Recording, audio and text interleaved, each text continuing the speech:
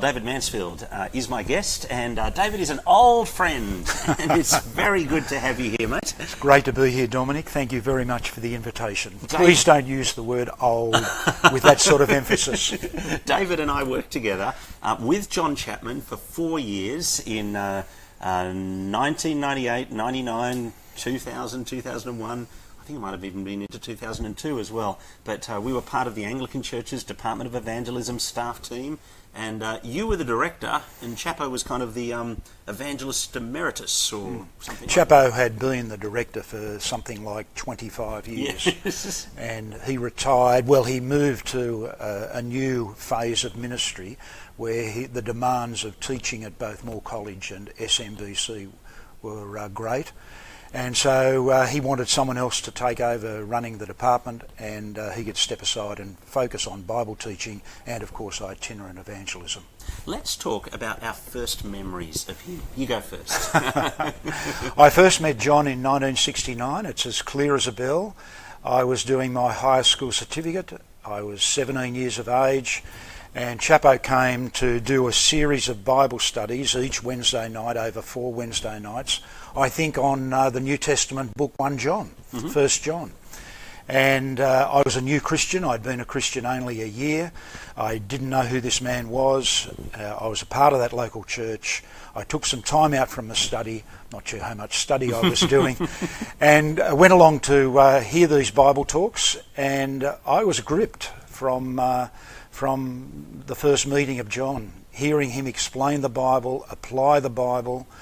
Not only that, but as I asked him some questions afterwards about some of the struggles that I was having in the early stages of my Christian life, the way he answered those questions so clearly, so carefully, so directly, and yet so lovingly, really, that I was just gripped by this man's example, his ability as a Bible teacher, and his capacity to get alongside me as a young Christian man. He would have been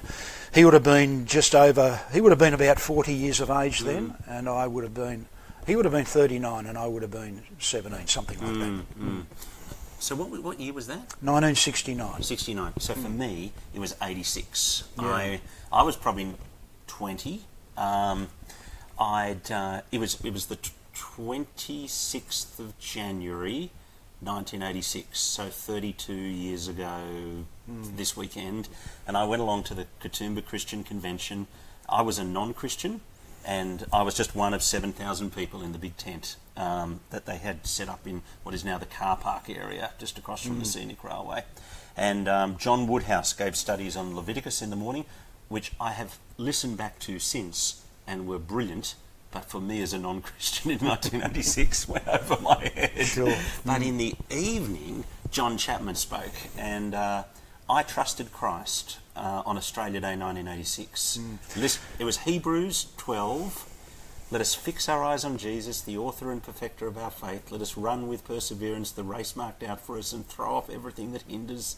And it was him preaching on those that showed me Jesus. I mean, there'd been a period leading up to it. But Sure. I'm so thankful to God for the way he... His ministry at Katoomba was a very, very significant ministry in tens of thousands of people's lives. Yeah. My next interaction with him was a few years later. I was in London, and I'd met some people, and they'd confused me about theology. And it was before the internet, before you had Skype, and so I just didn't have anyone to talk to. So I rang up St Helens Bishopsgate and said, "Hi, I'm a Christian from Sydney. I'm just stuck. I just don't know what to do. Can you help me?" And they said, "We'll put you on to somebody." And they put me through it, and this voice said, "John Chapman here." And I thought, it's the man who led me to Christ. Right. And I asked him my question about John 14. Yeah. Oh, that's great. Yeah. How was he instrumental in you getting into ministry? My next significant encounter with John, I met him on a number of occasions after 1969, and I was a student and a staff member at Hawkesbury Ag College, and we invited him out to speak at a couple of things. So we had that ongoing connection there, as well as my local church at Mowbray at Chatswood. The next significant period was when I went into Moore College and was in first year in 1975, and I became a student minister at Chappo's local church at Hurstville Grove, which was a fairly daunting experience. I'll never forget. Did he call out during the sermons? No, but what he would do, I'd preach. I might have preached half a dozen times a year, and he only might have been there for 2 of those 6 times because he was often preaching elsewhere. Somewhere else, But the times that he was there when I was there, you always had one eye on him, and he would be studiously writing notes as you were preaching. So you didn't get very much eye contact from him. He had his head down writing notes, and every now and again he would just stop, and you could tell that he looked shocked. Yeah. And then he would look up at you, and he would look down at his notebook as if to say, "Is that what I just heard?" No one ever said this before. And you also knew that he would often say things in a staged whisper, even when you were preaching, that only people within a 2-metre radius might hear. But you might find that little section of the congregation starts laughing. Yes.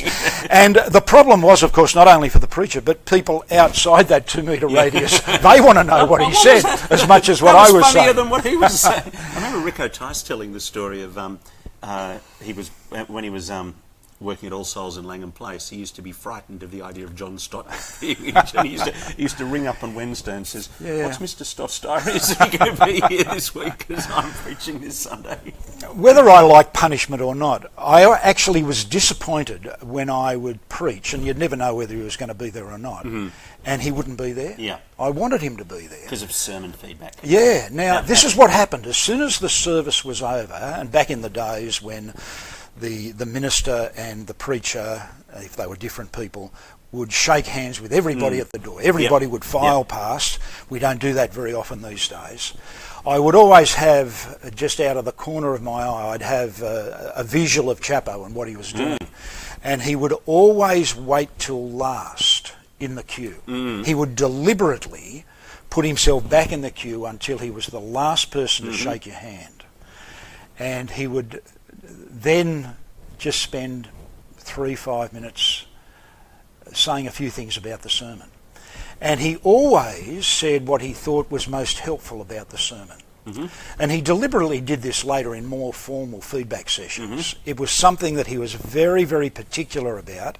He'd always say something that was really helpful about the sermon. Then he'd always say something that could be improved about the sermon. And then he would always finish off by saying what he was challenged by. And I can still remember some of those mornings at Hurstville Grove where he did that. After college, Helen and I took our 2 small children, as they were at that stage, to Western Australia.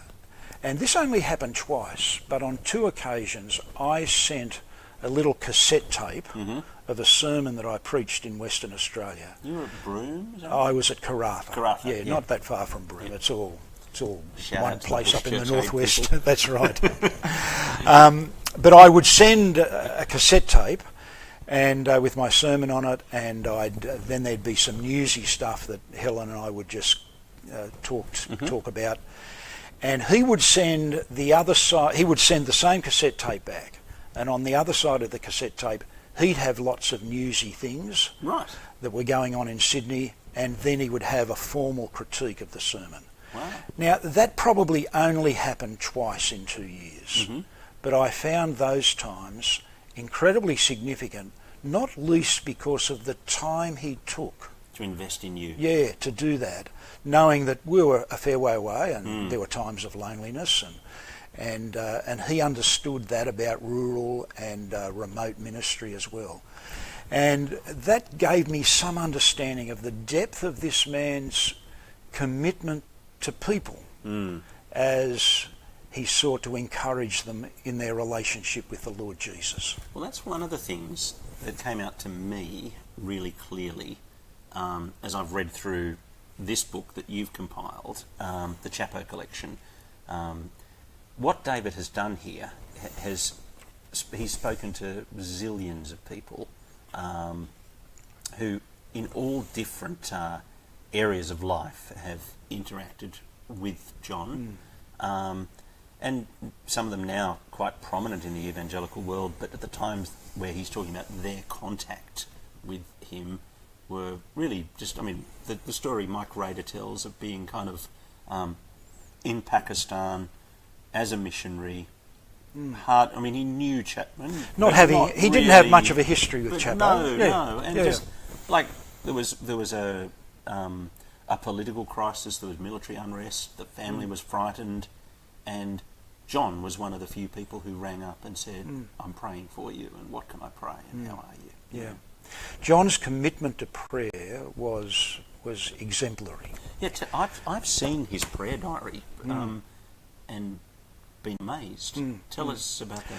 Oh well, he would have pictures of families and pictures of people, and so that would be a guide to him as he would pray through that prayer diary and pray for his friends. But he would also have CMS prayer diary, other prayer diaries that he was praying for people that weren't personal friends, but people that, like the Raters, that he only knew quite only a little bit. And he was just very, very faithful in prayer. I remember him saying on one occasion, and I think this had something to do with his singleness that we might touch on. Someone asked him at a conference I was at, and I was just in the audience as well. They said, how do you do everything that you do? You just seem to be able to, do so much preaching, do so much preparation, Bible teaching ministry. I remember at the Department of Evangelism at one point we went through how many times had we each preached in the year. Yeah. I think I had preached 90 times in the year, and you'd preached hundreds and hundreds and hundreds of it. Well, you said that I got in touch with zillions of people, probably about 300 people that I contacted. Not everybody responded. Some people responded, and their stories overlapped and were very similar to other stories and so forth. But people were very, very fulsome in their encouragement of the project, the book project, and very helpful with the stories that they gave me. But the point that I was going to make in relation to his prayerfulness is when this question was asked, how do you do it all, at this conference I was at, he just said, I just roll out of bed, read my Bible, say my prayers and get on with the day. It was just so matter of fact, as if that's what we all did. Now, a part of that is singleness. There have been times in your life when you've rolled out of bed and changed a nappy. Yeah, that's right, absolutely. And that's true for me too. And singleness does give you more freedom to do all sorts of things, and he exercised that freedom. And he understood that, and he was sensitive to the fact that there were many people who didn't have that sort of freedom. And so he was never pharisaical or legalistic or overly critical of people who didn't have the work capacity and output that he had. He understood that family people had other responsibilities and other constraints. And he could somehow embrace all of that and just be very pastoral in the way that he related to people no matter what their situation in life was. Come back to sermon critique for a minute, because I remember him ringing me up. I mean, you told a very positive story about the three helpful things, what you could do better, what was spoke to you. I remember he rang up one day and said, "Dominic, there are 7 things about this sermon."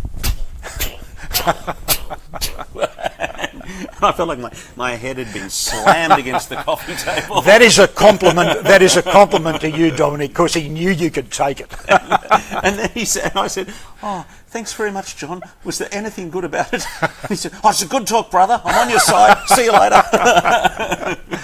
Yeah. He could be brusque. Oh, he could, and it was very interesting. There was a period of time there back in the 90s and into the new century when I was in touch with him several times a week, if not daily. We lived nearby, we played tennis at least once a week together, and I was always on the lookout for how he was going and so forth, would often pick him up from the airport. So there was a period of time there when I'd be on the phone or I'd be over at his place quite a lot. And sometimes on the phone I'd ring up and he would be so brief, so abrupt, that I knew that I'd interrupted something. Yeah. It was probably sermon preparation. It might have been his prayers. Wouldn't say what it was, but he'd be off the phone in a flash. Yeah. And there were other times that I'd ring up and I'd only have a couple of minutes. And he could talk for hours. Well, he'd tell me the three latest jokes. He would go through some of his sermon preparation with me. And I realised that what he's doing is he's using me as a sounding board. Yeah. So he was taking that opportunity just to sharpen and refine some material he was working with. Or even with his humour. Even though his humour comes across to us as spontaneous. And one of the things that I discovered about Chappo was there's a little bit of a contradiction in terms. Chappo says if you're not naturally funny, don't try and be funny. And he was naturally funny. And yet at the same time, he knew that good humour was something that needed to be sharpened and rehearsed. And I knew that I wasn't naturally funny, but I knew that I could retell a good joke. And so I learnt from that it was, even if you weren't naturally funny, you could still just lighten an audience up, bring an audience along with you, just by relaying a funny story, a funny anecdote. But it had to be worked at the same time. And he even worked at what was natural to him, if I can put it like that. Now let's just go to some of those Facebook comments. We've got a comment here from Chai Chi, and they note that they first heard Chappo speak at the Mid-Coast Christian Convention in 1999 with David Cook on the topic God's Method in Our Madness. But I want to come to this one from Jess Sibrava from up in Armidale, in the Armidale Diocese, who said she loved, speaking about your book, the Chappo Collection, loved the book, just joined the Armidale Diocese, have enjoyed an opportunity to, in a small way, get to know the man behind the legend. Now, John and his story with Armidale, both as a young man, as a young minister of the gospel, and more recently through his connection with Rick and Janine Lewis, has been quite significant, the bishop up there. John's period in Armidale was an incredibly significant period of ministry. And the other thing that I'd like to say that feeds into this is something about John's humility.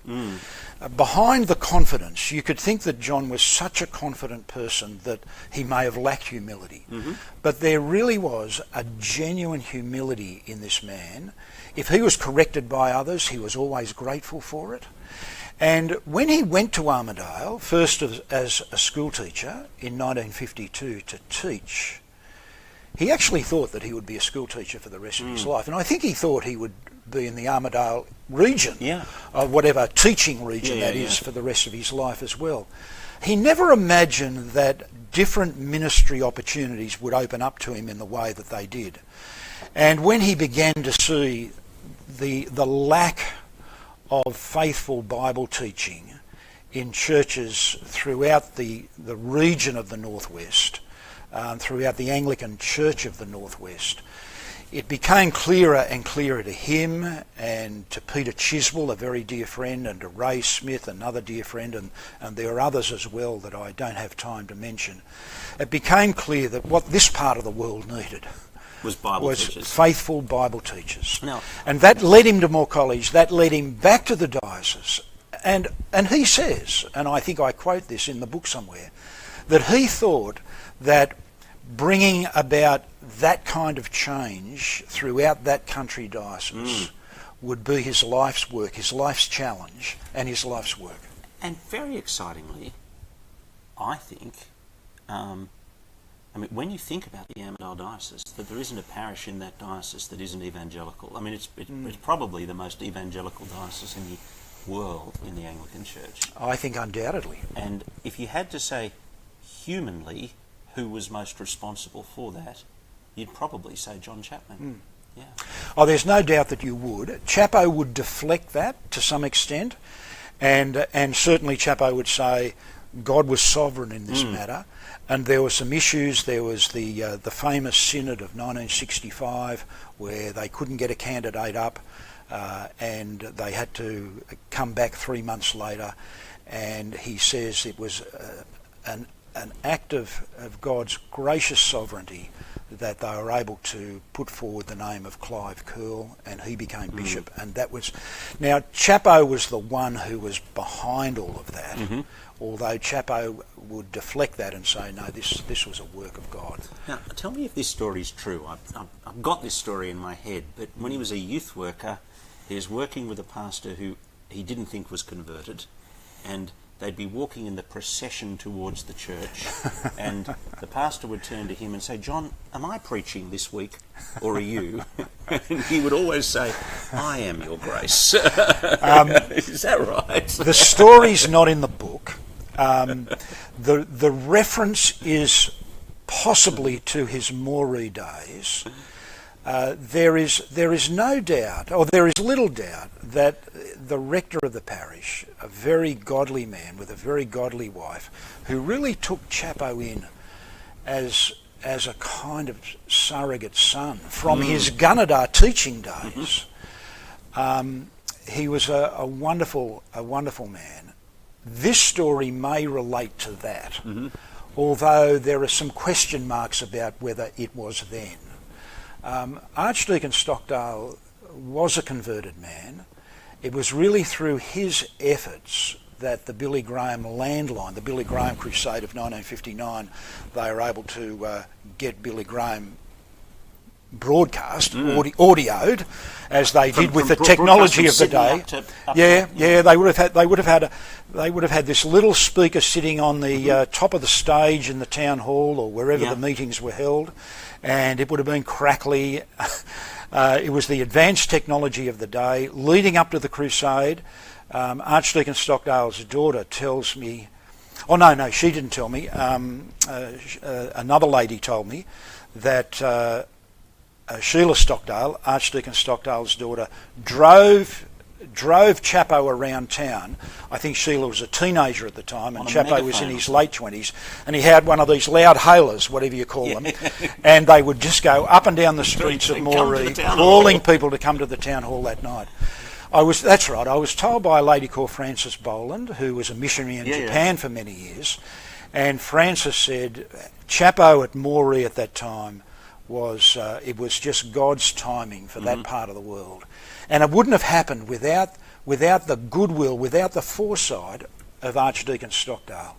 And on the first night, when Billy Graham called for people to come to the front and respond to the invitation to turn to Christ, the Archdeacon and his wife were first out of their seats to the front.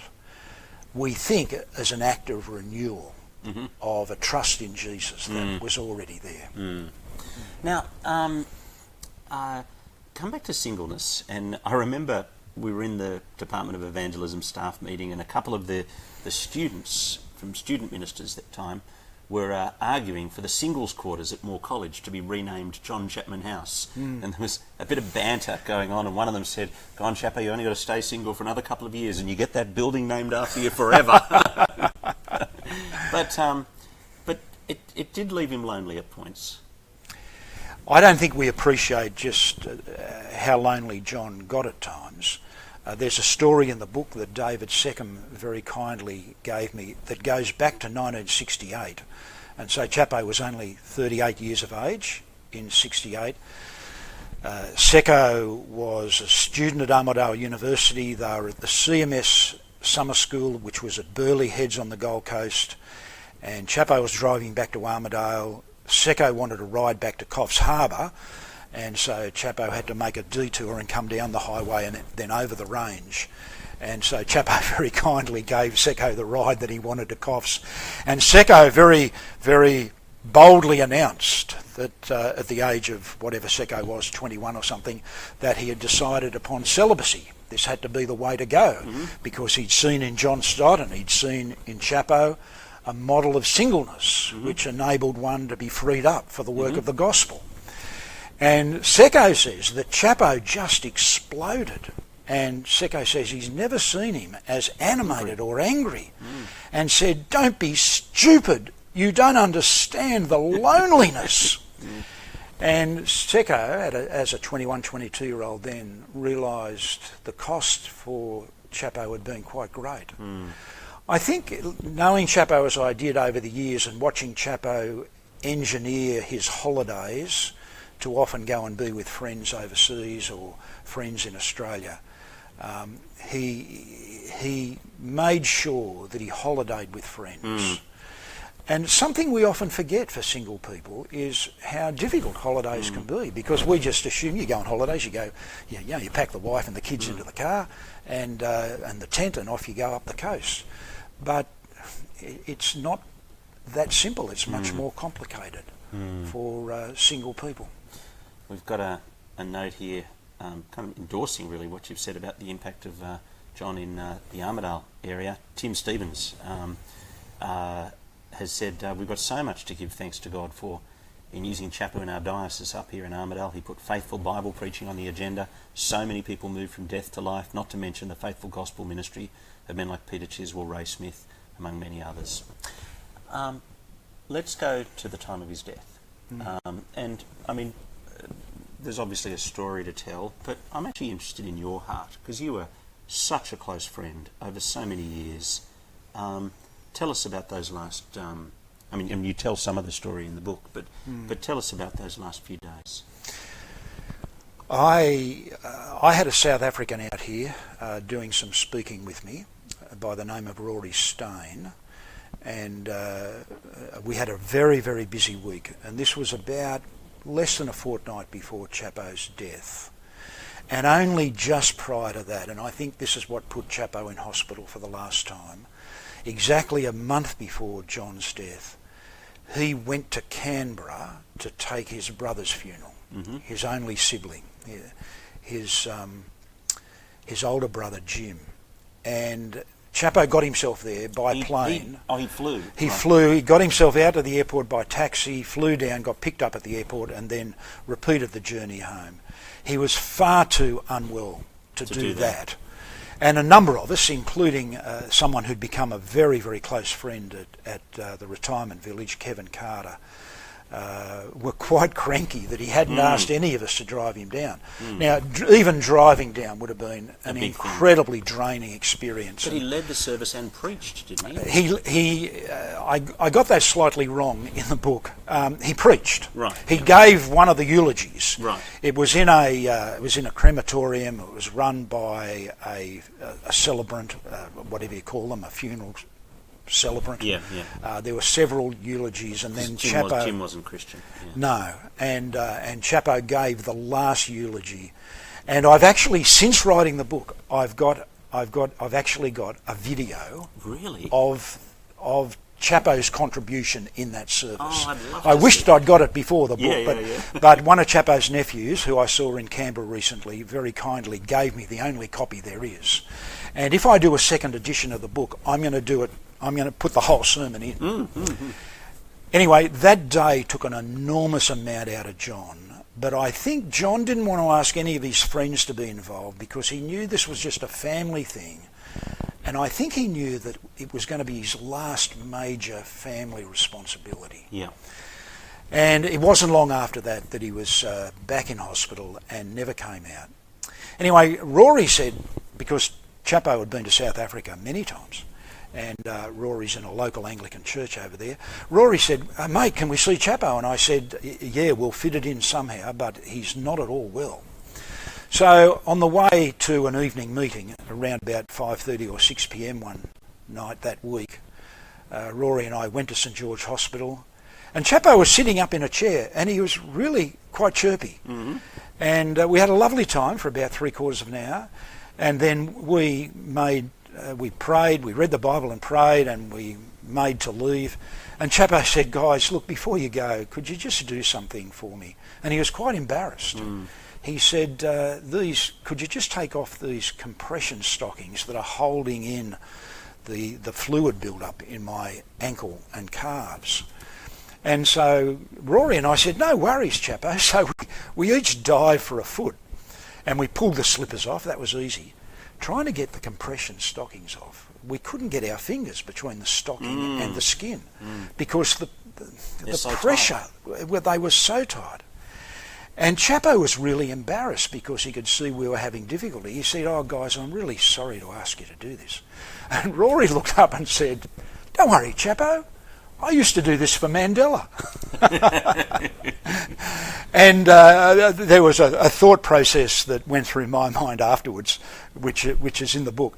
But when I got outside, I said, "When did you do it for Mandela?" He said, "I can remember." He actually said, "I can remember a time in Buckingham Palace." He said late at night, Mandela came home. He'd been out to some formal evening, presumably with the Queen. And and Rory was in Buckingham Palace with Mandela, sleeping in the bedroom next door as his bodyguard. And Mandela said to him, "Oh, Rory, would you mind helping me get these shoes off?" Mm-hmm. Because Mandela had at the age of 80, well into his 80s, he just had a little bit of trouble getting down to take his own shoes off on that particular night. And it made me realise that, I thought, wow, what a privilege to have done that for Mandela. And I thought, oh, come on, this is a greater privilege by far, absolutely, to do it for Chappo. Anyway, you can read that story in the book. And then a week or so later, Kevin Carter from the retirement village where Chappo was a resident, and Kevin and Brenda had just been wonderful in Chappo's last couple of years, really, in and out of hospital, off to specialists, lots of bills to be paid. Kevin basically took over the managing of Chappo's household affairs and was a wonderful, prayerful encouragement and encourager of Chappo. And in the last 48 hours, Kevin and Brenda did the day shift and I did the night shift. Sure. And you can read about that in the book. Yeah. Mate, thanks for sharing with us today on this first edition of The Pastor's Heart. Yeah. And you've got us off to a great start. I hope that's been helpful. It's been really encouraging. Yeah. We've been talking to David Mansfield, my old friend, and next week, 2 o'clock, we're going to be doing it here. It's The Pastor's Heart. Our guest will be Michael Callaghan, and we'll be talking about the issues of freedom of religion. He's from Freedom for Faith, and we'll be talking about the issues, this big issue relevant to all churches at the moment and all faiths in Australia at the moment, but also we'll be talking to him about his heart. Thanks very much for joining us, and see you next Tuesday at 2. We'll catch up on the podcast afterwards.